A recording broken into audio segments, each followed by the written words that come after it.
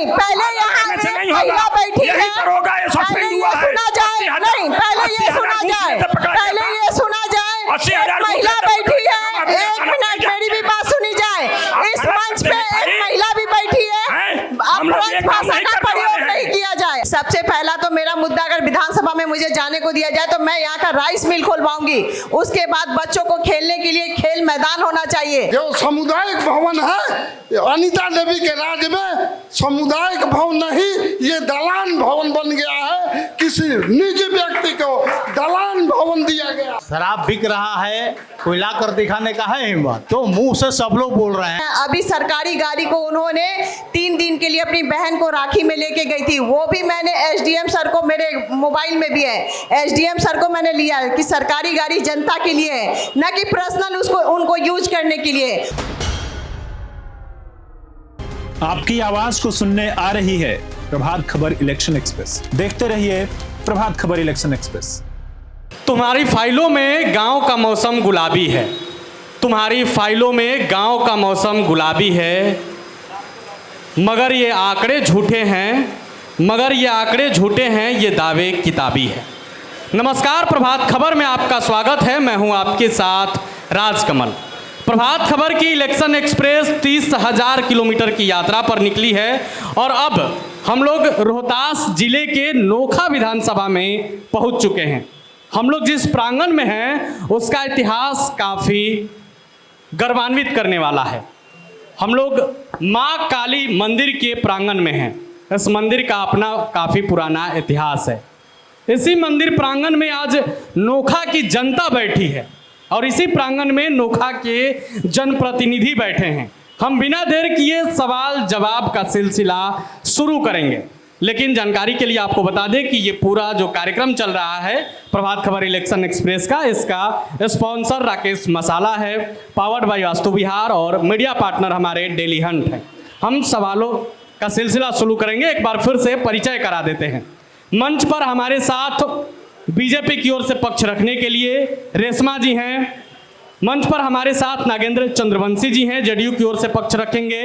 श्याम लाल सिंह जी हैं, आरजेडी की ओर से पक्ष रखेंगे। और प्रोफेसर अशोक चौधरी जी हैं हमारे साथ, जेडीयू की ओर से पक्ष रखेंगे। एक बार इन सभी का जोरदार तालियों से स्वागत करेंगे और एक बार नोखा की सम्मानित जनता के लिए ताली बजाकर आप सभी स्वागत करेंगे। हम बिना देर के आप सबके बीच आएंगे। आप में से किसी का सवाल है तो आप हाथ खड़ा करेंगे। मेरा नाम श्यामलाल सिंह, सामाजिक कार्यकर्ता एवं शिक्षक हूँ मैं, और मैं यहाँ जो प्रतिनिधि हमारे बैठे हैं सभी ने इससे नोखा प्रखंड का प्रतिनिधित्व किया है, और राष्ट्रीय जनता दल के हों, चाहे जदयू के हों, चाहे भाजपा के, लेकिन नोखा की जो मूल समस्या यहाँ की किसी ने ध्यान नहीं दिया। इनसे हम पूछ रहे हैं कि इनका कोई कार्यालय है क्या नोखा में, जो जनता की आवाज़ को सुनता हो, उनकी समस्याओं को ब्लॉक तक ले जाता हो। ब्लॉक में, नगर परिषद में, नगर पंचायत में जो लूट मची हुई है, जनता का एक भी काम नहीं होता है बिना पैसे के, तो इस पर आवाज़ आप उठाते हैं क्या? चलिए, सबसे खूबसूरत सवाल सबसे पहले हम आरजेडी की अभी विधायिका हैं, आरजेडी की ओर से हमारे जो जनप्रतिनिधि हैं उनसे, क्या आपका यहाँ कार्यालय है जहाँ लोग जाकर समस्या सुना सके? हम लोगों का कार्यालय यहाँ पर था और है भी, चूँकि कार्यालय से तमाम लोग हम लोगों से मिलते जुलते हैं और जितनी समस्या की जहाँ बात आती है हम लोग स्वयं सभी वर्कर एकजुट होकर और समस्या के समाधान में लगते हैं। और कार्यालय से हम लोग रोड पर मिलते हैं और मिलकर तमाम समस्या का अपना समाधान ढूंढते हैं और जनता की हम लोग सेवा में लगे रहते हैं। चलिए, बीजेपी की ओर से रेशमा जी बैठी हुई हैं, बताइए, है कार्यालय आपका जहाँ लोग जाकर आपसे मिल सकते हैं? यहाँ तो कार्यालय नहीं, मैं कभी जिला पार्षद हूँ, मेरे राजपुर में मेरा कार्यालय है, जहाँ जनता की जो भी होती है समस्या उसको सुनी जाती है, कागज रख दी जाती है। जब आप लोग विधायिका के रूप में मुझे चुनेंगे तो कार्यालय निश्चित होगी और जनता की सुनी जाएगी। मेरा राजपुर ज़्यादा दूर नहीं है, नोखा से पास में ही है, 20 सेंटर में है, तो वहाँ से आप लोग पता कर सकते हैं कि मैं ब्लॉक में धरना प्रदर्शन जनता के लिए की थी, बीडीओ के खिलाफ, ऑफिसर्स के खिलाफ, और थाना दोनों को मैं हमेशा ही सुधारने के लिए प्रदेश कार्यालय से अपने बीजेपी से दुहाई लगाती हूँ। सम्राट चौधरी जी हुए, जो भी हमारे ऊंचे पदाधिकारी हैं, उनसे मैं हमेशा कहती हूँ कि अगर ब्लॉक और थाना सुधर जाता है तो हमारी ग्रामीण जनता को हम जैसे नेताओं के पास आने की ज़रूरत नहीं पड़ेगी। वो स्वयं स्वावलंबी हो जाएंगे, मेरा भविष्य, मेरा देश, मेरा विकास करेगा। चलिए, रेशमा जी ने अपना बात कह दिया है। अगर विधायिका बनती हैं तो जरूर कार्यालय खोलेंगी। नागेंद्र चंद्रवंशी जी,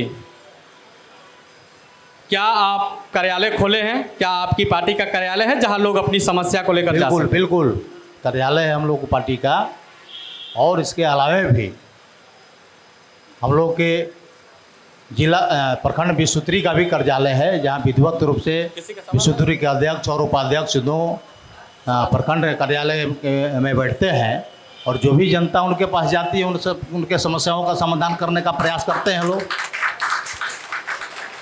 और हम लोग के स्तर पर भी जो भी समस्याएं आती है तो हम लोगों ने भरपूर प्रयास करते हैं कि उनका समस्या का समाधान हो। चलिए, दूसरा सवाल ले लेते हैं, बताइए। विधायक प्रतिनिधि जी से यही सवाल करूंगा कि हमारी विधायिका बराबर नोखा में रहती है, लेकिन महावीर जी के बगल में पश्चिम साइड में इतना बदबू लगता है, इतना पानी का निकासी नहीं हो पाता है। हमको लगता है कि नोखा में कहीं पर पानी का निकासी नहीं है, चारों तरफ सुअर का खुबाड़, मानो जाने के बाद उस रास्ते से चारों तरफ नाक पर रुमाल रख करके जाता है। लक्ष्मी जी राइस मिल वाला रास्ता जो है, उधर जितने भी मकान बने हैं खिड़की आदमी बंद करके रखता है। वहीं पर हम लोग का महावीर जी का ऑफिस भी है, महावीर जी मंदिर का ऑफिस भी है, ऑफिस बंद करके रखते हैं ताकि उधर से बदबू ना आए। इस तरह बताइए श्यामलाल जी। बड़े भाई का जो आवाज़ है, जो प्रश्न रखे हैं, बहुत अच्छा है। ये मंदिर के अगल बगल कूड़ा करकट है, लेकिन हमको लगता है कि इसके बारे में कौन मित्र उनके पास गए। अगर करना ही है तो अभी नोखा में नगर पंचायत भी है, अगर नगर पंचायत भी छोटा छोटा कार्य चाहेगा तो संभव है, और नगर पंचायत के माध्यम से भी उस कार्य को हम लोग सॉल्व कराने का काम करेंगे। अभी आपका हमने आवाज़ सुना, और इस प्रस्ताव को माननीय पूर्व मंत्री के पास रखने का काम करूंगा। इसमें जितना सहयोग होगा उतना सहयोग देकर मंदिर के बगल में सफाई कराने का काम करूंगा। मैं नगर अध्यक्ष से भी इस बात को रखने का काम करूंगा और जनता की समस्या को हल करने का काम करूंगा। चलिए, अगला सवाल लेते हैं। मैं कलेक्टर प्रसाद गुप्ता, पार्षद, नगर परिषद नोखा पार्षद प्रतिनिधि। अभी हमारे श्यामलाल जी ने कहा कि छोटा छोटा काम, अभी हमारे विधायिका ने अभी छोटा सा काम मंदिर के बगल में पीसीसी करने का काम किए। छोटा सा काम, वो भी चाहती तो छोटा सा काम था, वो नाला का निकास करा करके पानी निकलवा देती। मैं कभी विरोध नहीं करता, क्योंकि वार्ड में जितना विकास का काम होगा वो मेरे लिए सौभाग्य की बात होगा। लेकिन आज तक कोई, हमने नगर परिषद में चेयरमैन साहब से कहा, कार्यपालक पदाधिकारी से कहा, उन्होंने अगले दुर्गा पूजा में यहाँ माइक के माध्यम से अनाउंस भी किए थे कि आने वाला दिन में ये दुर्गा स्थान को फेबर ब्लॉक से करवा दिया जाएगा। लेकिन वो बातें केवल बातें रह गई, आज तक वो फेबर ब्लॉक नहीं हुआ। आप कहते हैं नाली, महावीर जी का मंदिर अभी भी नरक में भी मंदिर है, चल करके सब कुछ देख लिया जाए। लेकिन हमने गुहार लगाते लगाते हमने थक गया, आज तक किसी ने उस पर कोई प्रकाश नहीं डाला। लेकिन मैं एक छोटा सा पार्षद प्रतिनिधि, मेरे साथ लेडीज पार्षद प्रतिनिधि है, हम लोग केवल गुहार लगाते हैं, लेकिन कोई आवाज हम लोग का सुनने वाला नहीं है। कोई आवाज सुनने वाला नहीं है, जवाब दीजिए। बड़े भाई वार्ड पार्षद जी जो प्रश्न उठाए हैं, मैं उनका सम्मान करता हूं। मैं इतना बात जरूर कहना चाहूँगा कि बंधु, आप ही के सहयोग से वहाँ पीसीसी की ढलाई हुई, आप ही स्वयं कहे कि वहाँ पीसीसी की ढलाई हुई है, और आप चाहेंगे पुनः अपने विधायिका से लड़ने का काम करेंगे, तो मैं आशा ही नहीं पूर्ण विश्वास दिलाता हूं कि जो आपका छूटा काम है अधूरा, उसको हम लोग पूरा कराने का काम करेंगे। यहाँ विधायक जी रहती तो उनसे बात करते, यहाँ तो ऐसा प्रोग्राम किया गया है जैसे कि सांड को भगाने के लिए खेत में पूरा का आदमी बना कर रखा गया है। वो जवाब क्या देंगे? हम तो ये कहते हैं कि नोखा के विधायक 10 बार रहे, अभी समरसेबुल इतना लगा है, किसी के घर में लगा है तो किसी को निजी द्वार पर लगा है। अगर लगा है तो जिसके द्वार पर लगा है आने वाले दिन में कहेगा कि ये हमारा है, पानी नहीं। और समरसेबुल 120 फीट की जगह कहीं जांच करा कर देख ले 50 फीट 60 फीट से ज्यादा नहीं है। और जो सामुदायिक भवन है अनीता देवी के राज में सामुदायिक भवन नहीं, ये दलान भवन बन गया है। किसी निजी व्यक्ति को दलान भवन दिया गया, दलान भवन दिया गया है। सवाल आप ही से है। बड़े भाई जो आहेर जी ने जो बात किया उसका मैं खंडन करता हूं। इन्होंने पहला प्रश्न किया कि समरसेबुल घर में गड़ा है, लेकिन मैं कहता हूं कि समरसेबुल घर में नहीं गड़ा है, गली में गड़ा है, जिससे तमाम लोग उससे लाभान्वित होते हैं। अगर कोई पर्सनल व्यक्ति अगर वहां चाह कर विरोध करे तो उसका टोटल गांव का दायित्व बनता है कि सरकारी संस्था है, हम लोग मिलजुल कर उसका विरोध करें और तमाम लोग उससे हम पानी पिए। विधायक और मंत्री वहां झंझट करने के लिए नहीं आएंगे। विधायक मंत्री का काम है कि हम सेवा करने का काम करें। उन्होंने सेवा किया और आप लोगों का काम है उसका रक्षा करना। विधायक फंड दे देगी, अब उसका रक्षा आपको करना है, न कि विधायक आकर उसको फंड भी दे और रक्षा भी करे। अगला सवाल लेते हैं, बताइए। हमारा विधायिका प्रतिनिधि से सवाल है। नाम बता दीजिए। मेरा नाम सुदर्शन उज्जैन है, मैं भौरा का रहने वाला हूँ। मैं जदयू से बिलोंग करता हूँ। मैं विधायिका जी से सवाल है कि 24 घंटा में 100 बार लाइन कटता है, 24 घंटा में 100 बार लाइन कटें। इसके लिए हम 2-2, 3-3 बार उनसे कहे हैं कि समस्या के समाधान कीजिए, लेकिन आज तक ये समस्या का समाधान नहीं हुआ। हर आधे घंटा पर 1 घंटा के लिए लाइन कट जाता है। और हम लोग ये सवाल विधायक का प्रतिनिधि के साथ साथ जो यहाँ अन्य पार्टी के प्रतिनिधि हैं उनसे भी होगा। सबसे पहले आप सवाल का जवाब दीजिए कि लाइट की शिकायत आप लोगों तक गई, आप लोगों ने क्या किया? लाइट की शिकायत पहले थी, लेकिन जब हम लोगों ने उनसे कंप्लेन किया कि यहाँ की जनता त्रस्त है तो लाइन में सुधार हुआ है और लाइन अब परमानेंट मिलता है। हम भी उस देहात से आते हैं, अगर कोई होगा तो हमारे क्षेत्र के लोगों से पूछ लिया जाए कि शायद 1 घंटा या आधा घंटा लाइन कटता होगा, नहीं तो परमानेंट लाइन रहती है। अब शिकायत खैर विधायक या प्रतिनिधि का शिकायत होता है, 1 अनार 100 बीमार, सबकी चाह तो पूरा नहीं हम लोग कर सकते हैं, लेकिन निश्चित तौर पर 100 में 95 लोगों का हम लोग कार्य में सहभागी बनकर उनके दुख सुख में सहयोग होकर उस कार्य को कराने का काम करते हैं। इस पर नागेंद्र चंद्रवंशी जी, सरकार आपकी है बिहार में, लाइन की समस्या है, कई जगहों पर हमने इस बात को सुना है, आपकी क्या है? अभी तो हमारे विरोधी के रूप में श्यामलाल भाई भी यहाँ है, ये भी मान रहे हैं कि लाइन मात्र 24 घंटा में 1 घंटा कटता है, 23 घंटा इसका मतलब बिजली रहती है। इसमें सरकार की कहाँ कमी है? अगर कमी कहीं है, कुछ गलती कहीं कोई अधिकारी गलती कर रहा हो तो उसमें विधायिका का भी योगदान होना चाहिए। उसको समझ करके, डांट करके, फटकार करके उस कमी को दूर कराए।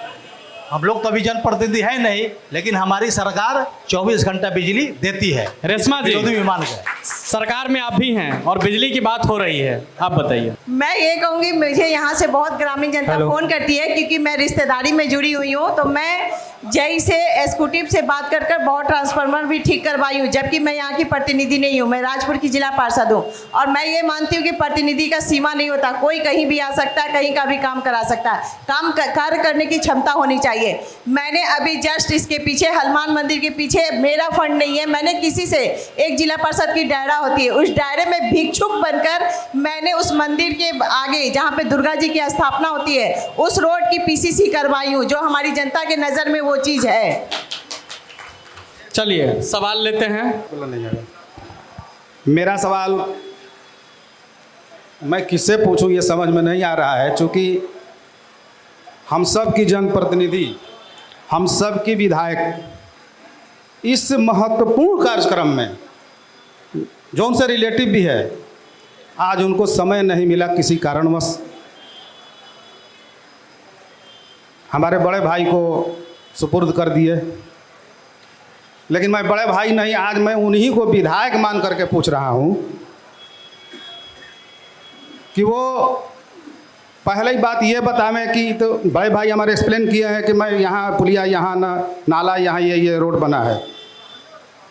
मैं ये जानना चाहता हूँ कि वो विधायक सिर्फ कागज़ की हैं या विधायक हैं? विधायक मेरे समझ से तो वो कागज़ की रह गई हैं, विधायक उनका बेटा है, पहली बात। दूसरा सवाल, उनके बेटे से जो सवाल किया जाता है कि भाई मेरे यहाँ ये समस्या है, वो समस्या है, उनका फ़ोन तो नहीं उठता है। दूसरी चीज़ कि जब मैं इस संदर्भ में किसी माध्यम से बात करता हूँ तो उनका कहीं कहीं ये वक्तव्य आया है और हमसे भी आया है, और मेरी जनता यहाँ बैठी है, अगर विकास नहीं हुआ, जनता का विकास नहीं हुआ तो जनता सवाल करेगी। ये बड़ा सवाल है। मैं बड़े भाई गुलाम जी का स्वागत करता हूं। इन्होंने कहा कि उनका बेटा मालिक है। ये तो मेरी ना समझ है कि जिस प्रतिनिधि को हमने चुना है, हमें काम उस प्रतिनिधि से फोन पर लड़कर लेना है, न कि उनके बेटा से लाना है। उसका बेटा प्रतिनिधि नहीं हो सकता। अगर प्रतिनिधि है तो हमारी विधायिका है तो अनीता जी हैं, उनसे मेरा फर्ज बनता है और दायित्व भी आप लोगों का भी बनता है, क्योंकि सत्ताधारी पार्टी के भी यहाँ लोग बैठे हैं।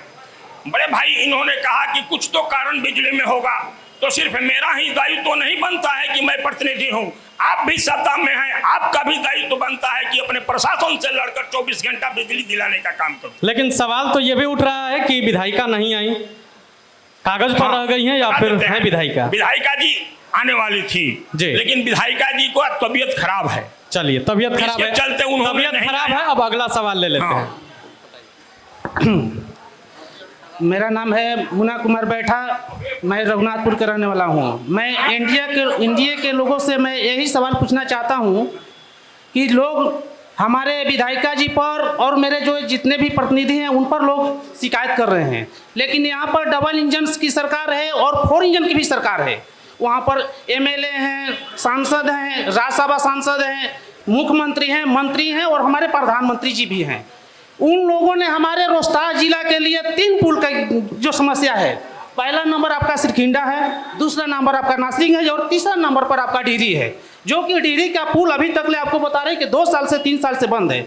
उस पर आना जाना सभी लोग का, मतलब कि हम लोग का 10 रुपया का चीज़ को 50 रुपया हम लोग को देना पड़ता है। उसका मतलब कि लोग जवाब दें कि क्या होना चाहिए। जवाब दीजिए। नागेंद्र चंद्रवंशी जी पहले जवाब ले लेते हैं। उमाशंकर जी, आप लोग केवल सीधा आरोप लगाना जानते हैं, अपना दायित्व भूल जाते हैं। दायित्व आपके विधायक का है कि आपके क्षेत्र में जितना पुल पुलिया हो, सड़क हो, सबकी अनुशंसा कर दे। सरकार का काम है आपके अनुशंसा पर कार्रवाई करना, लेकिन आप लोग तो आपकी विधायिका अनुशंसा कर देती नहीं है। अब हम लोग कुछ नहीं है, फिर भी देखते देखते, क्योंकि हम लोग भी वो काम कराएंगे तो बोर्ड पर नाम लिखाएगा माननीय विधायक अनीता देवी का, लेकिन बावजूद उसको भूल करके हम लोगों ने प्रयास कर करके सभी पुलों का स्वीकृति मिल गई है। जैसे ही प्रसाद पीतेगा उस पुलों में काम लगेगा। अशोक चौधरी जी, अब तक आपकी सरकार क्या कर रही थी? देखिए, हमारी सरकार जो है नासरीगंज मोड़ से लेकर और 4 लेन जहाँ नासरीगंज शहर के बाहर बना हुआ है, उसके लिए 100 करोड़ का प्लान बना दी है। श्रीखिंडा में 2 पुल बनेगा, श्रीखिंडा में 2 पुल बनेगा। और हमारी एनडीए सरकार की तो पहचान है कि स्मार्ट गांव, हर गांव में रोड, हर शहर में रोड। बिहार से जहां भी जाइए 3 घंटा 2 घंटा में पटना पहुंच जाइए। रोड को लेकर हमसे कोई सवाल कर सकता है? ससराम जाने में 4 घंटा लगता था और यहाँ से 15 मिनट में हम ससराम पहुँचते हैं। और बिजली का लेकर कोई हमसे सवाल कर सकता है? खेत तक हम बिजली पहुँचा दिए। बिहार विकास के पैमाने पर दूसरे नंबर पर आज है। अभी 1-2 दिन पहले ही आंकड़ा आया हुआ है। और बिहार का कोई ऐसा घर नहीं है जहां पर बिहार सरकार का योजना का आर्थिक लाभ न पहुंचा हो, चाहे मैं इस बात को बेहतर तरीके से बताएंगी रेशमा जी, आप जनप्रतिनिधि भी हैं, बताइए। क्या दिक्कत है? मैं पहले तो ये बताना चाहूँगी कि जो विधायिका हमारी हैं उनको इतना नहीं पता है, मैं उनकी आलोचना नहीं कर रही हूँ, हमारी वो भी अभी विधायिका हैं, उनको ये नहीं पता, जय उनसे फ़ोन कर रहे हैं, फ़ोन मिला रहे, फ़ोन नहीं उठा रहे कि किस नली, कहाँ का पुल पुलिया कहाँ तक बाकी रह गई है। मैं एक छोटी सी जिला परिषद अपने राजपुर का एक एक रोड का हमने लिख कर दिया है, गली नली पुल जो 60 साल पुराना रोड रुका हुआ था, और पुल जो एक पुल के मिलने से 4 पुल की चार गाँव इकट्ठा होता है, वो पुल मैंने लिख के दिया फेज 1 फेज 2 में, जिसका रसीद भी मेरे पास है और मेरे पास लेटर हेड भी है। मैं साबूत के साथ दिखा सकती हूँ, यहाँ पे जो भी चाहेंगे उनको मैं दिखा सकती हूँ। मैं अपने रीजन में लिखी हूँ। परसों की बात है, परसों में यहाँ इस गांव का हुसैनाबाद के साइड में थोड़ा सा 100 मीटर की पुल बाकी है, उसको मिलाने के लिए वहाँ से जय फोन किए कि मैडम विधायिका से लिखवा के दे दीजिए।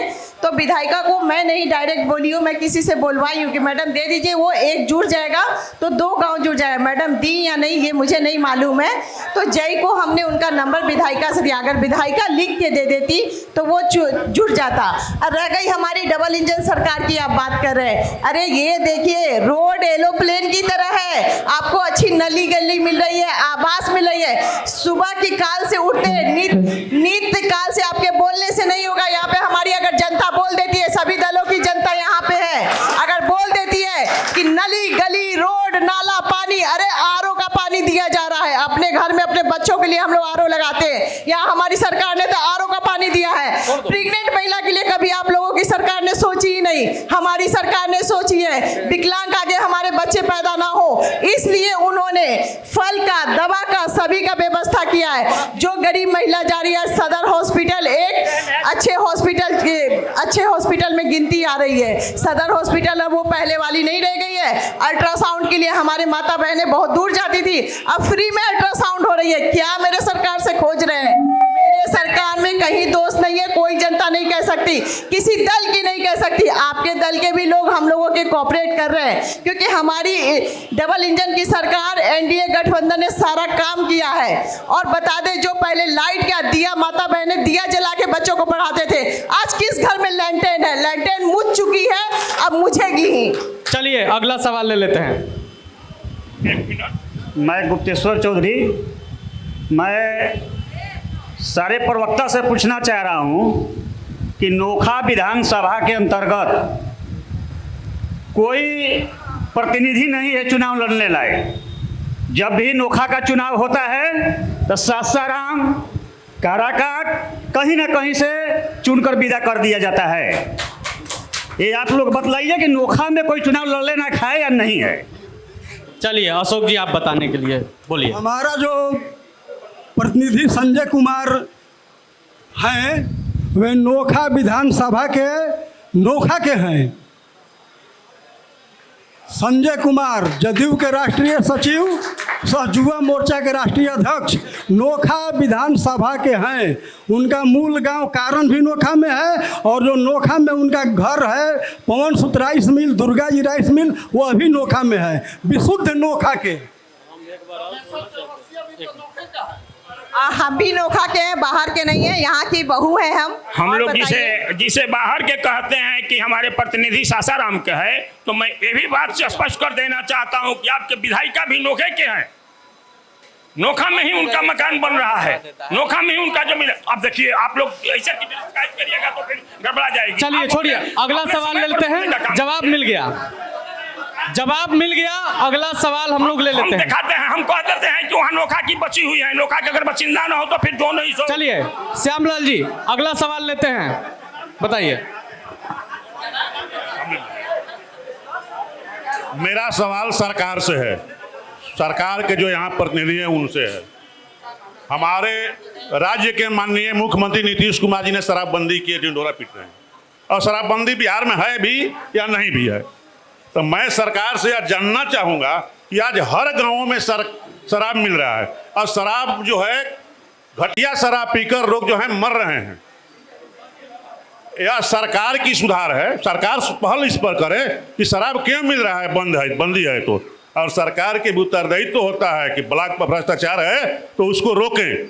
बहुत से यहाँ जनप्रतिनिधि लोग हैं, मैं यह मानता हूँ सरकार के विरोध में अगर जो लोग भी हैं यहाँ BDO, CO, थाना या BO शिक्षा विभाग का, किसी के सामने अगर सत्ता हो या विरोधी हो, किसी ने आवाज नहीं उठाया। चलिए सवाल है नागेंद्र, अगर उठाए हैं तो इस बात को भी रखा जाए इस चौपाल के अंदर में।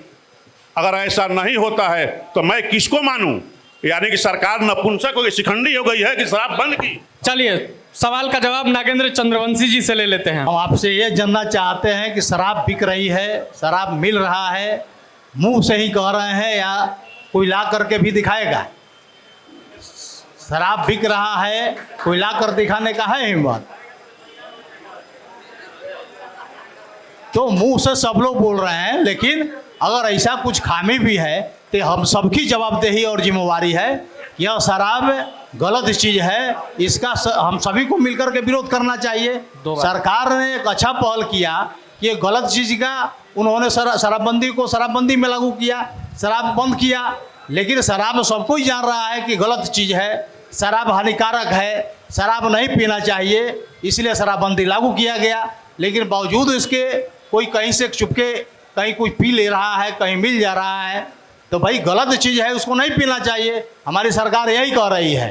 दुकान पर तो कहीं दुकान है नहीं, लेकिन सब लोग जो लोग मुंह से कह रहे हैं शराब ले करके यहाँ है, कोई ला कर दिखाए कहाँ शराब मिल रहा है। श्यामलाल जी कुछ कहना चाहते हैं? फायदा है। श्यामलाल जी कुछ कह रहे हैं, बताइए। बड़े भाई नागेंद्र चंद्रवंशी जी ने कहा कि कहाँ मिल रहा है। मैं कहना चाहता हूँ कि पहले तो शराब भट्टी में मिलता था। माननीय नेता नीतीश कुमार जी ने भट्टी से छोड़कर पंचायत स्तर पर इन्होंने भट्टी खुलवाने का काम किया, और भट्टी जब पंचायत पर खुली तो तमाम पार्टी मिलकर शराब पर अंकुश लगाया। लेकिन पहले शराब भट्टी में मिलती थी, लेकिन अब शराब आपके घर पहुंच रहा है। रेशमा जी बड़ा आरोप है, पहुंच रहा है, शराब पंचायत तक पहुंच गया। आप जनप्रतिनिधि हैं, अगर सरकार जागरूक नहीं होती तो हमारी उन माताओं बहनें से पूछा जाए। आज यहाँ पे मेरी माता बहनें नहीं है, कई घर बचे हैं शराब जिनके पति पी के पूरा पैसा उड़ा देते थे, उस घर में चूल्हा नहीं जलता था। माननीय नीतीश सरकार ने तो ये काम किया अच्छा कि उन बेटियों को पढ़ने लिखने का समझदारी हुई है, जो कि उनके पति अगर शराब बंद किए हैं तो, और अगर छुपकर कहीं भी कोई पी रहे हैं जिनकी नशा है, उनको हमारे साथ हमारे सरकार के साथ मिलकर सहयोग करना चाहिए। अगर छुपके बेची जा रही है कहीं भी, तो मैंने पहले ही क्वेश्चन यहाँ पे उठाई थी कि अगर ब्लॉक थाना ये सब पे नियंत्रण किया जाएगा, जो भी यहाँ की विधायिका या जो भी होंगे अगर ब्लॉक को सुधार लेते थाना को, तो फिर ये भी बची छुपी नहीं बिकेगी। ये सरकार पे आरोप नहीं लगाई जाए। सरकार इसलिए नहीं यहाँ पे दोषी है कि सरकार नहीं बेच रहे, हमारे ग्रामीण जनता में ही कुछ ना कुछ त्रुटियां हैं। हमारी ग्रामीण जनता ही पी रहे हैं, बेच रहे हैं, 2 नंबरी तरीके से या सही तरीके से। सरकार अपने अधीन से बहुत अच्छी बहुत खूबसूरत की काम किया कि किडनी लीवर से हमारे जनता जो मर रहे थे उन्हें बचाने का भी काम किया। कई माताओं का घर विधवा हो रहा था, कई माताओं को शराब पीने से घर में चूल्हे नहीं जलते थे, वो सब बंद हुई है। अब जिन्हें पीना है उसे चोरी छुपे तो हर कुछ सरकार नहीं रोक सकती ना। श्यामलाल जी कुछ कह रहे थे। बहन भाजपा के जो है इन्होंने बहुत अच्छा प्रस्ताव उठाया है। मैं कहना चाहता हूं कि जो शराब 8 रुपये में मिलता था आज वो शराब 200 में मिल रहा है। गरीबी गई कहाँ? जो मजदूर 8 रुपये में शराब किनता था आज 200 में किनता है, और जो शिकायत करता है उस पर प्रशासन की लाठियां चलती है। मैं प्रमाण देता हूं। अशोक चौधरी जी गंभीर सवाल है, गंभीर सवाल है, जवाब आप दीजिएगा। एक मिनट। अभी वर्तमान घटना है मित्रों कि हमारे प्रखंड का प्रमुख क्वेश्चन उठाया भ्रष्टाचार पर क्वेश्चन उठाया, उसको प्रशासन ने उठाकर जेल के शिकंजों में डालने का काम किया। उन्होंने यही उठाया था प्रश्न कि आप 10% 40% क्यों कमीशन लीजिएगा। इसका नतीजा हुआ कि उन लोगों ने भ्रष्टाचार का आरोप उठाने का मतलब कि आप पर हम केस करेंगे और आप जेल जाइए। अशोक चौधरी जी, शराबबंदी नीतीश कुमार का साहसिक कदम है, पूरा दुनिया में इसकी सराहना हो रही है। अगर हेलमेट पहनने अनिवार्य है तो काहे आदमी बिना हेलमेट का गाड़ी चलाता है? उसी जो शराब पीता है पिया करे। नीतीश जो खुद कहते हैं जो शराब पिएगा मरेगा, और शराब 200 रुपये का 2000 रुपया हो जाना चाहिए। आज महंगा शराब है, इसीलिए आज यहाँ एक को झूमते हुए दिखाई नहीं दे रहे हैं। अगर शराबबंदी नहीं होती तो इसी कार्यक्रम में झूमते हुए लोग दिखाई देते। बाजार में बारात में शराब खुलेआम चलता। आज शराब जो बेचता है 3 लाख से ज़्यादा बिहार के जेलों में बंद है। आपके थाने और अंचल पर भी आरोप है, जो आवाज़ उठाता है उसको अंदर कर दिया जाता है। जो आवाज़ जो पीता है वो अंदर जाता है, जो पीता है वो अंदर जाता है। वो मैं बेहतर जवाब दे सकती हूँ। बिल्कुल बिल्कुल। मैं इसलिए जो पीते हैं, ये कानून संविधान लागू किया गया है। ऐसा नहीं कि सिर्फ मेरे जितने जनप्रतिनिधि हैं, मेरे एनडीए सरकार है उन पे लागू नहीं हो रही है, ये अगेंस्ट पे हो रही है। सभी पे एक बराबर लागू की गई। अगर दवा बिक रही है, कोविड की इंजेक्शन बिकी है, जो कुछ भी प्रावधान मिला है, घर आवास नल मिला है, तो सभी को मिला। कोई यहाँ पे मुस्लिम भाई है वो बता दे कि उनको नहीं मिला हो, कोई यादव भाई है बता दे कि वो उनको नहीं मिला हो। हमारी सरकार छांट के नहीं देती है, हमारी सरकार सबको लेके चलती है। सबका साथ सबका विकास हुआ। और रह गई बात, 1 मिनट मैं भी बात खत्म कर लूं, और रह गई कि उठा के ले जाते हैं तो कुछ त्रुटियां कभी हो जाती होगी, लेकिन हमारी सरकार में यहाँ इतना है ना कि बहू बेटी जो है खुलिया, मैं खुद 12-1 बजे चलती हूँ बिना गार्ड के, बिना किसी के। तो ये भी हमारी सरकार की ही देन है। पहले चल सकते थे क्या? मेरी बेटियां साइकिल छोटी छोटी जो है 10वीं 12वीं जो यंग हो रही है, वो बच्चियां हमारी साइकिल चला के 7 बजे 8 बजे रात को ट्यूशन से आती है। ये पहले संभव था क्या? कितनी हमारी सरकार पे रोप लगाएंगे, एक भी रोप यहाँ पे साबित नहीं होगी कि हमारी सरकार आगे बढ़ चढ़ के। अगला सवाल ले लेते हैं। शराब के चलते ही सड़क पर दुर्घटना कम हो गई है, राष्ट्रीय आंकड़ा है। चलिए अगला सवाल लेते हैं। मैं सोनू सम्राट, सभी जनप्रतिनिधि से मेरा सबसे पहला सवाल, 3 सवाल रखेंगे।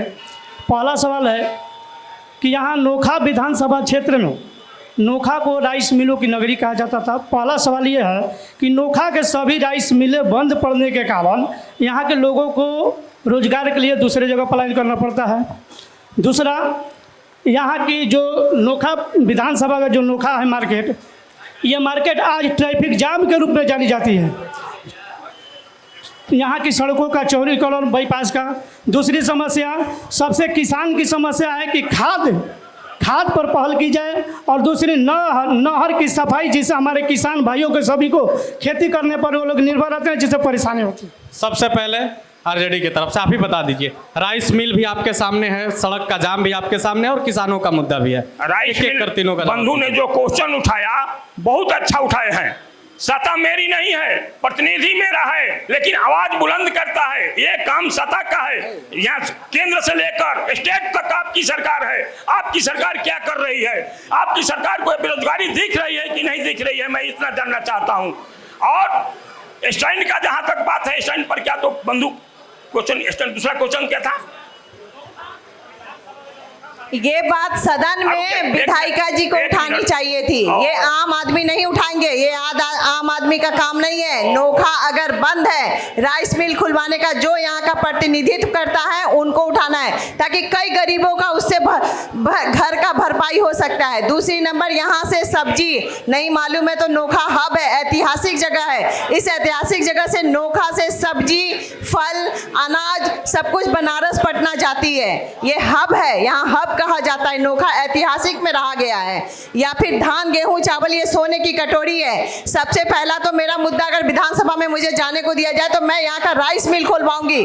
उसके बाद बच्चों को खेलने के लिए खेल मैदान होना चाहिए, जो हमारे बच्चों को बहुत ही दूर जाकर खेलना पड़ेगा। अच्छे यहाँ से भी हमारे रोहतास कैंपुर से खेलने वाले क्रिकेटर पैदा हो रहे हैं, लेकिन उनको सही व्यवस्था, सही जगह नहीं मिल रही है। वो भी यहाँ होनी चाहिए। माननीय विधायिका जी के समय में ये चीज हो जानी चाहिए। मैं हुसैनाबाद में 60 साल से अकेला जी नाम का एक यादव परिवार से, वो हमेशा ही खेल मैदान चाहते थे। मैंने वहाँ खेल मैदान दिलाया। भिक्षुक हूँ मैं, हमेशा बोलती हूँ जिला परिषद का एक दायरा बहुत छोटा होता है, फिर भी मैंने मांग कर वहाँ हुसैनाबाद में खोलवाया। कोई यहाँ मेरे हुसैनाबाद के परिवार के लोग हैं तो वो बता सकते हैं, या जाकर पता कर सकते हैं। मीडिया वाले से मैं कहूँगी। चलिए अशोक चौधरी जी से भी इसका जवाब ले लेते हैं राइस मिल पर। चूंकि आप यहाँ सरकार, यहाँ आपके विधायक नहीं है लेकिन आप सरकार में हैं, आपने क्या किया राइस मिल के लिए? नोखा में राइस मिल बंद हो गया। इसमें कुछ मिल मालिकों की भी कमी है, कुछ सरकार की भी कमी है। लेकिन अब बिहार में आधारभूत ढांचा तैयार हो गया। उद्योग के लिए पूंजी चाहिए, उद्योग के लिए बिजली चाहिए, उद्योग के लिए सड़क चाहिए, उद्योग के लिए साहस चाहिए। अब ये सब आधारभूत ढांचा नीतीश सरकार तैयार कर दी है और आने वाले दिन में पूरे बिहार में उद्योगों का जाल बिछ जाएगा। हमारा मुख्यमंत्री जो वादा करता है उसको पूरा करके दिखाता है। अब की बार वादा किया है कि हम उद्योग का जाल बिछा देंगे। अब जमीन सस्ते दामों पर उद्योगपतियों को दिया जा रहा है। उद्योगपति ले और अपना उद्योग बिछाए। और नासरीगंज के पास बहुत ज़मीन पड़ा हुआ है, वह सरकार उद्योग के लिए उद्योगपतियों को, मिल मालिकों को चलिए कम दाम पर देगी और उद्योग का जाल बिछ जाएगा। अब की बार देखिएगा बिहार उद्योग में भी अन्य राज्यों से आगे निकल जाएगा। बिहार हर बार देख रहा है, बिहार हर बार देख रहा है। इस बार नागेंद्र चंद्रवंशी जी से सवाल है, हमेशा किसानों के बीच दिखते हैं। कालाबाजारी पर आपने क्या एक्शन लिया है? कालाबाजारी के खिलाफ आपने क्या किया? नागेंद्र चंद्रवंशी जी। नहीं, देखिए, कालाबाजारी, अफसरशाही, भ्रष्टाचार, ये सारे चीज़ों पर हमारी सरकार पूरी पैनी नज़र रखी हुई है। और आप लोगों ने देखा होगा कि कई अधिकारी भ्रष्टाचार के आरोप में पकड़े जा रहे हैं, जेल जा रहे हैं। जितना मुनाफाखोर हैं सब लोगों पर कार्रवाई हो रही। लेकिन यहाँ तो कुछ लोग मुंह से ही कहते हैं कालाबाजारी है, ये है, वो है, लेकिन उसका प्रमाण कहीं कुछ दे तब दा। अगर प्रमाणिक तौर पर कोई दे हम लोगों को कि और उसके बाद उस पर कार्रवाई नहीं होती है तो उसमें सरकार दोषी है। चलिए अगला सवाल ले लेते हैं। अगला सवाल बताइए। हमारा नाम धर्मेंद्र पासवान पड़ेगा। प्रभात खबर के बहुत खुशी के बात बाकी बोले कि आज मौका मिलल। हम कहतन कि एजा एक लेडीज डॉक्टर हॉस्पिटल में कभी नहीं की। एजा खेले कूदे के कोनो फील्ड के एथी नहीं खे, बिना एको चीज़ एथी नहीं खे। महिला कॉलेज एको नहीं खे एजा महिला कॉलेज के। ये 3 गो हम बात रखल चाहतन कि लेडीज एजा डॉक्टर एगो एजा हॉस्पिटल में जाके अगर कोई के कुछ हो जाता तो लेडीज डॉक्टर एजा नहीं किए। बहुत सुंदर सवाल। पहले श्यामलाल जी आप ही से पूछेंगे चूंकि आप ही की विधायिका है। लेडी डॉक्टर के प्रश्न पर अनीता जी ने 2 बार मुख्यमंत्री से मिले और 2 बार इन्होंने आवाज उठाया था कि यहाँ सब नोखा में महिला लेडी डॉक्टर नहीं है। फिर भी अब हम लोग करें तो क्या करें, सत्ता तो हम लोगों की है ही नहीं। हम लोग सिर्फ मांग रख सकते हैं।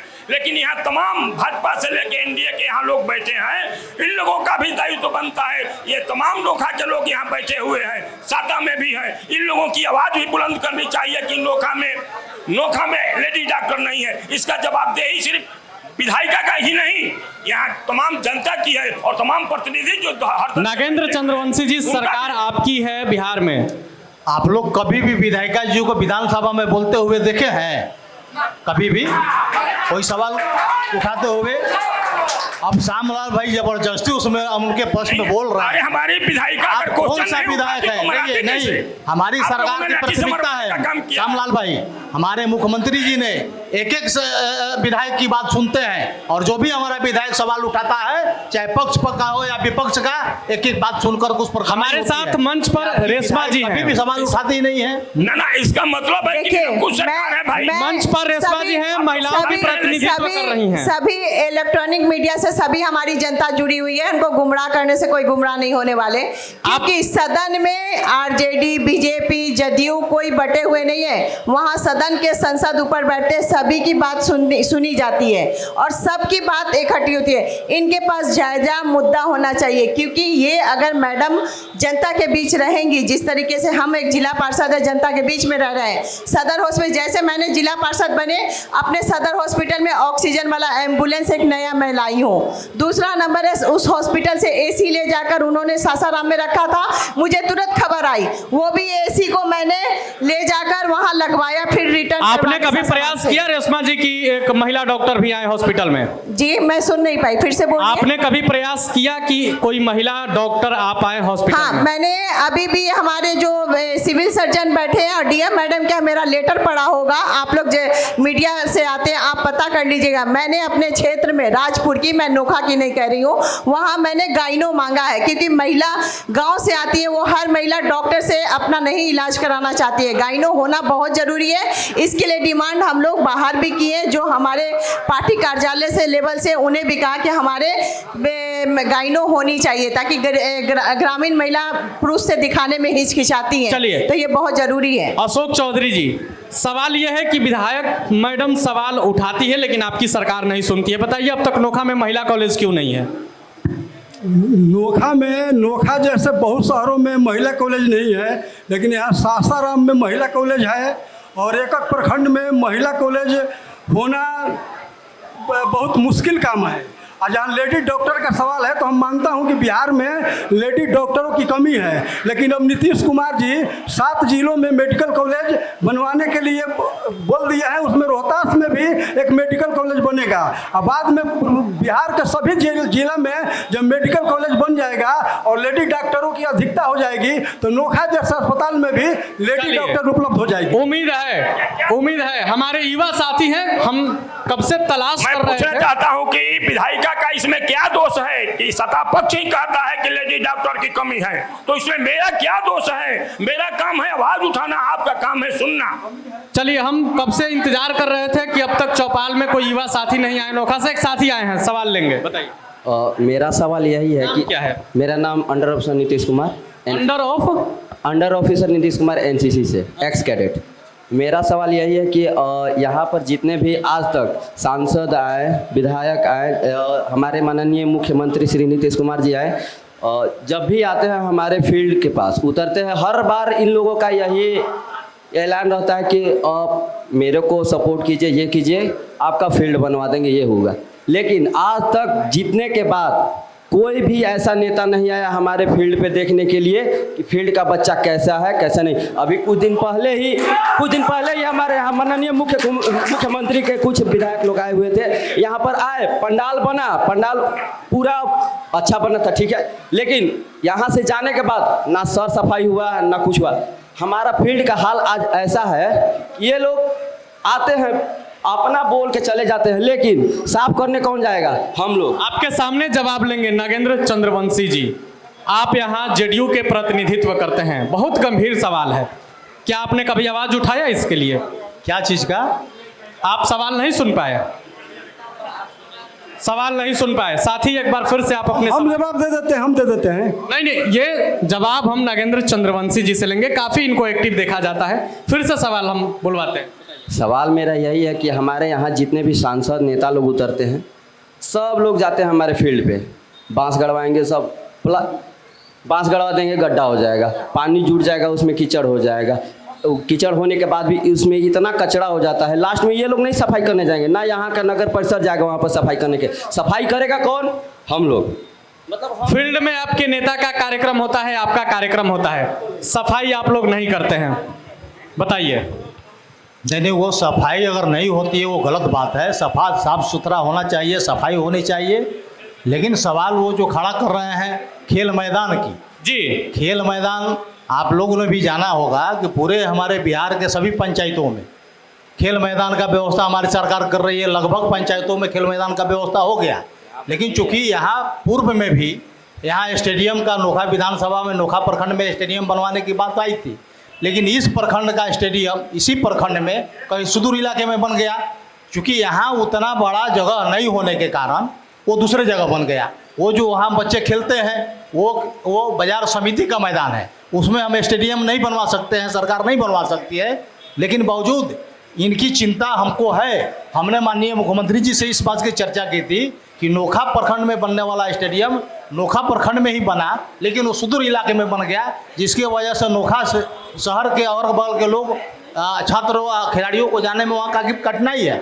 इसलिए यहाँ इसके इर्द गिर्द में जगह जमीन दे करके एक अच्छे मैदान का स्टेडियम का निर्माण हो, इस पर हम लोगों ने इंतजार करना होगा। अभी नोखा के युवाओं को इंतजार करना होगा। अगला सवाल लेते हैं, बताइए।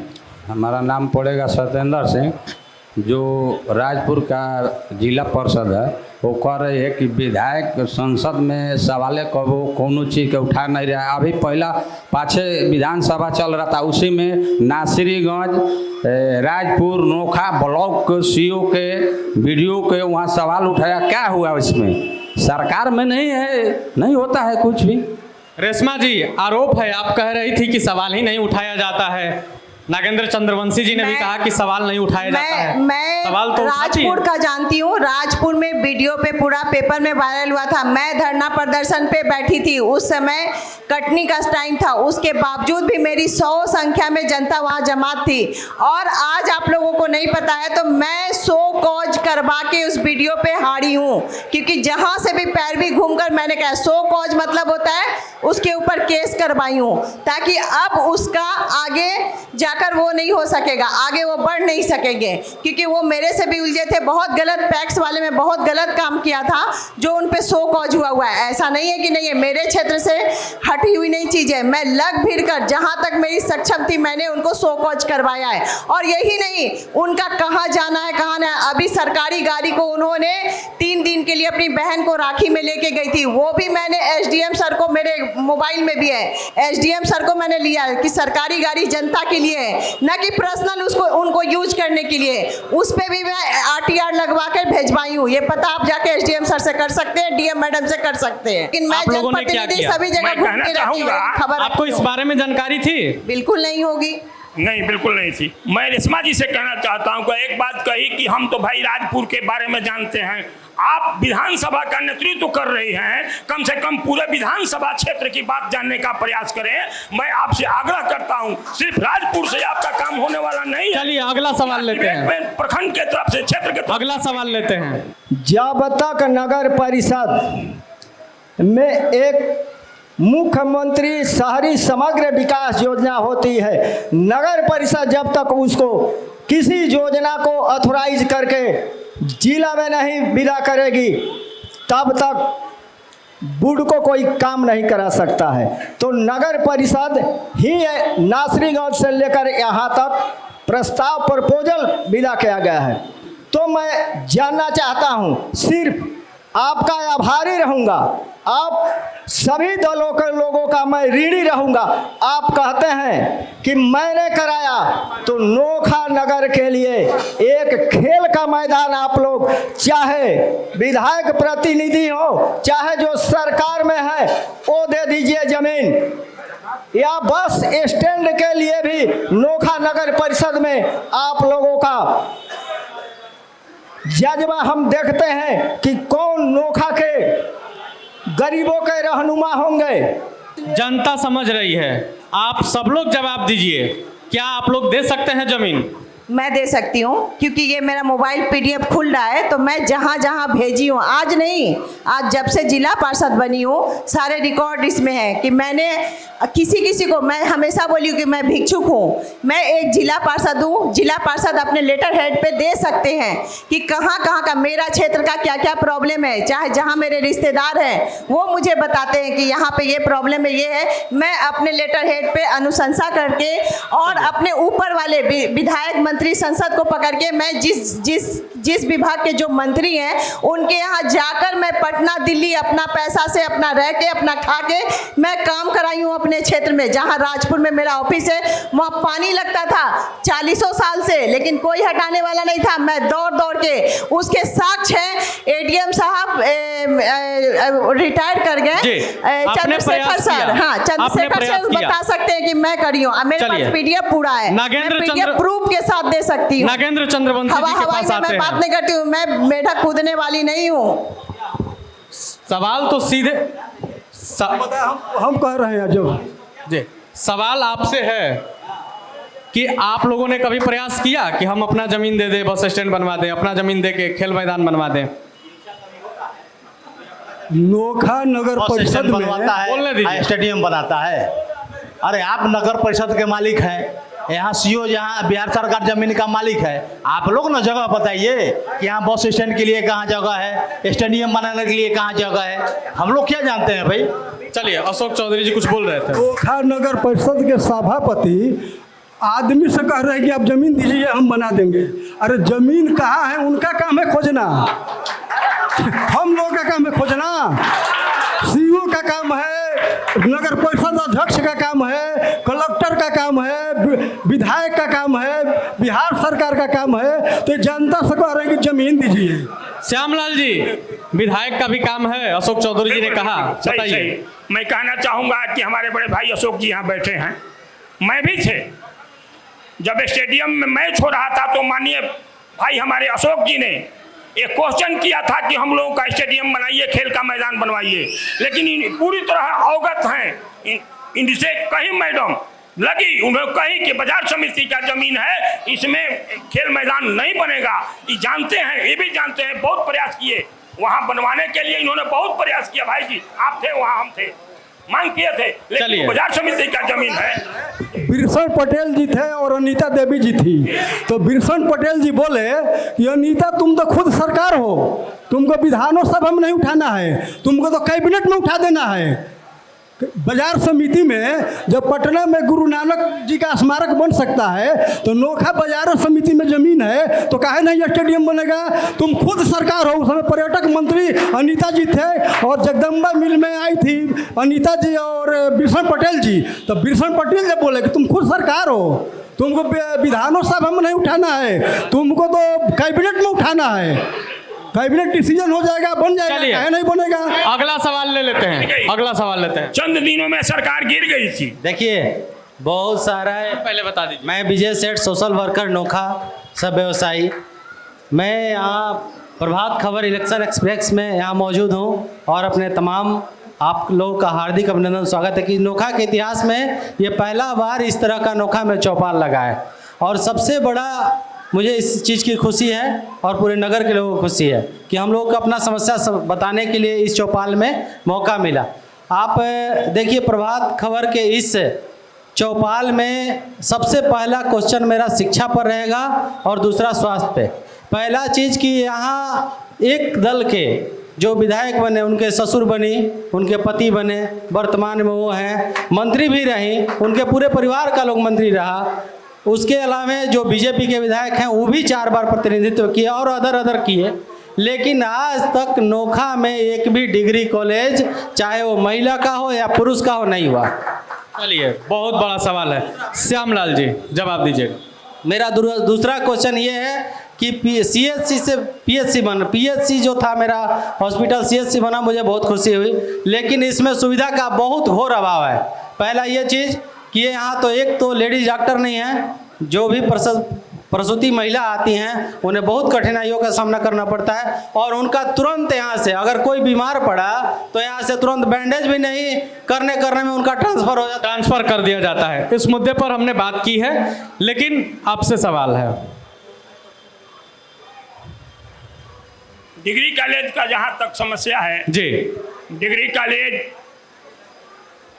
तमाम लोगों को मिल व्यवहार कर खोलना चाहिए। अकेला किसी का डिग्री कॉलेज नहीं खुल सकता है। हमारा प्रयास रहेगा, आप लोगों का सहयोग रहेगा। जब आप लोगों का सहयोग रहेगा तभी हम आगे बढ़ सकते हैं, इस लड़ाई को लड़ सकते हैं। उसमें जमीन की जायदाद की आवश्यकता पड़ती है, 7 या 8 बीघा, कितना तो जमीन की आवश्यकता है। तो संभव ये नहीं है कि एक आदमी 8 बीघा देकर और समाज के लिए लड़ाई लड़े। उस आदमी के लिए है जो आदमी अपने पिताजी के नाम पर कॉलेज खुलवा दिया, स्कूल खुलवा दिया। लेकिन ये संभव है कि पूरे समाज का एक आदमी बोझा ढो सकता है। हम आवाज उठा सकते हैं, लड़ाई आपके साथ कंधा से कंधा मिलाकर लड़। आपने कभी लड़ाई लड़ी इसकी? बिल्कुल लड़ी है, कहीं नहीं लड़ी है। चलिए अगला सवाल लेते हैं। बहुत बहुत धन्यवाद, छोड़ दीजिए। हमारा सवाल, चूँकि आप हमारे विधायिका हैं, पढ़ी लिखी हैं, शिक्षिका भी रह चुकी हैं और नारी शक्ति की प्रतीक भी आप हैं। और सौभाग्य की बात है कि आपके ससुर श्री जी भी, आपके पति श्री जी भी पक्ष और विपक्ष दोनों में रहे और नोखा का प्रतिनिधित्व किए। मैडम अनीता जी भी 10 वर्षों से हमारी क्षेत्र की प्रतिनिधि रहीं। चूँकि महिला हैं, तमाम जितने भी सवाल आए हैं उसमें प्रमुख जो 2 4 5 मांगे हम लोग की आत्मा छछन जाती है। हम पक्ष और विपक्ष की बात को लेकर नहीं बोल रहे हैं। मन तड़प जाता है कि मेरी विधायिका विधानसभा में बोलती,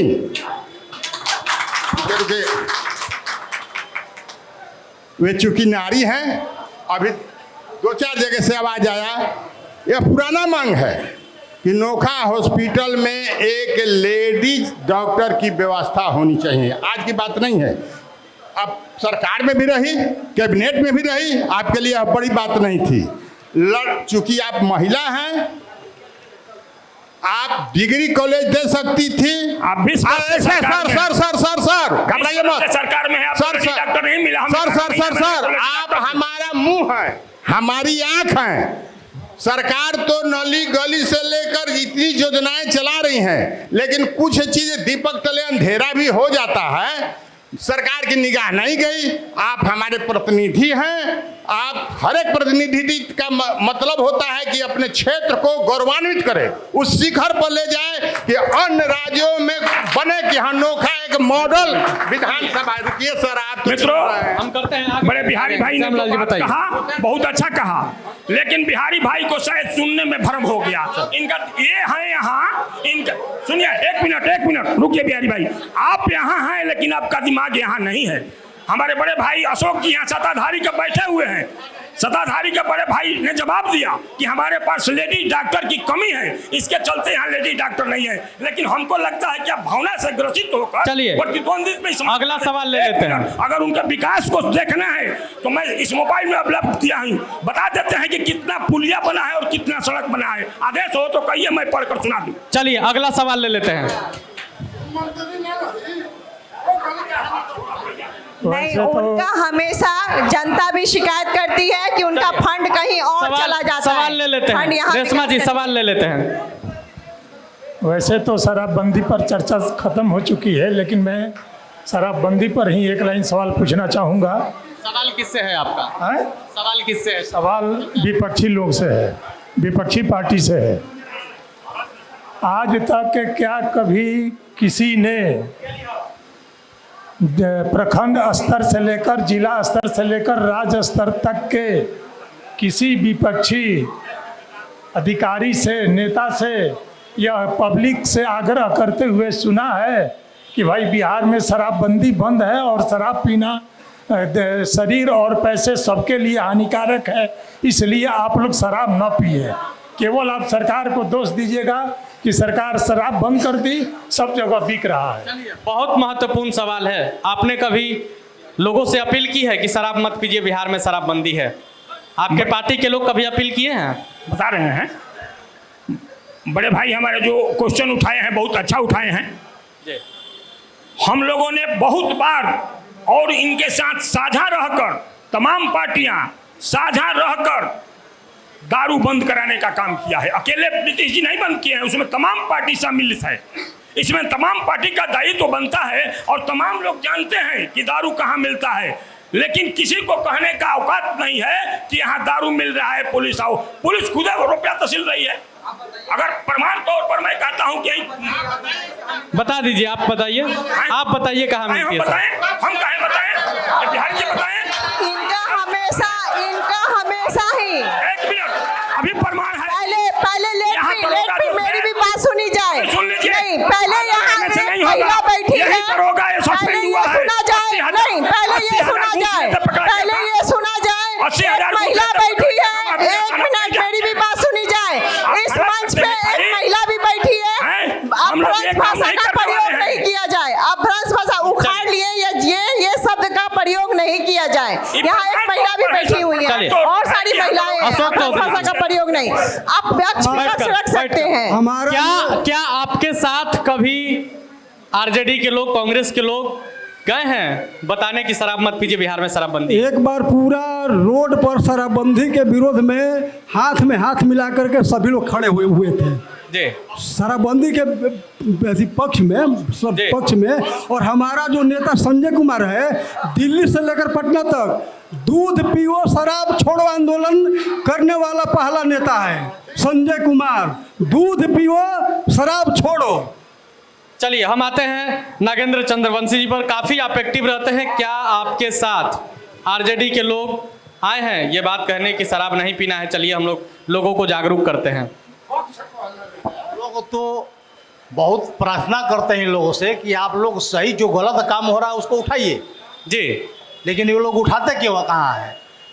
ये लोग सही चीज़ हो गलत ना हो, विपक्ष का काम क्या है? बिल्कुल केवल हल्ला करना, ये गलत चीज़ का सवाल उठाना कि ये गलत हो रहा है। ये लोग गलत सवाल कहाँ खड़ा करते हैं? अब ये लोग बोलते हैं दारू बिकता है, शराब बिकता है, तो ना दारू बोलता है और ना शराब कहीं दिखता है। बोलते हैं तो केवल ये लोग केवल इसी तरह, कोई परमार रोमार है कहीं दारू बिकता है, कहीं दुकान तो है नहीं, तो इस तरह कोई बोलने का मतलब है?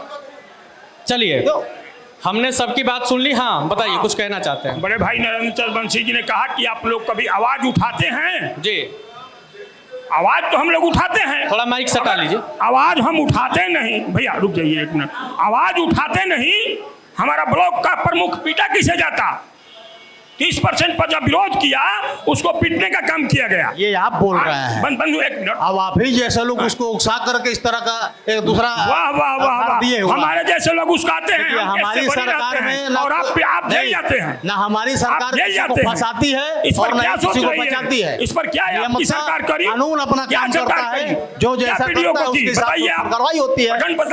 ये कोई मतलब है? आप मैंने सरकार में तो क्या करेगा? अफसर को एडिटर दबा कर रखिएगा। 40% जो घूस अब आप जो है कुछ कहना चाह रहे हैं? नियम सभी के लिए एक बराबर है, किसी के लिए धर्म जाति वाइज में हम लोग ना बांटते हैं ना बांटे। ये शुरू से इन लोगों का काम है बांटने का, ये लोग बांटते आए। शुरू से काम है बांटने का, ऐसा आरोप लगा रही है। खैर, हम लोग आज कार्यक्रम नोखा में कर रहे थे, कार्यक्रम काफी अच्छा रहा, आप सभी का धन्यवाद। लेकिन प्रभात खबर जब कार्यक्रम करने की शुरुआत की तो हम लोगों ने एक चीज ठाना कि लोकतंत्र को मजबूत बनाने के लिए हमारी एक पहल है कि हम जहां भी जाएंगे वहां के लोगों से एक शपथ लिवाएंगे।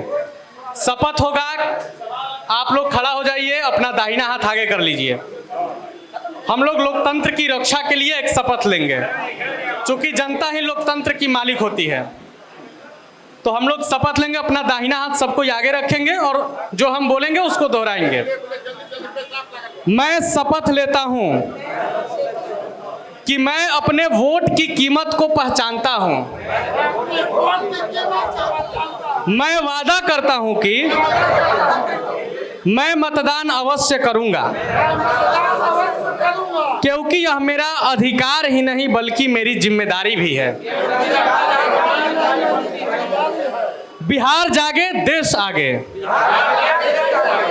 चलिए तो हम कार्यक्रम को यहीं समाप्त करते हैं, मिलते हैं फिर कल अगले विधानसभा क्षेत्र में। तब तक के लिए दीजिए इजाजत, बहुत बहुत शुक्रिया।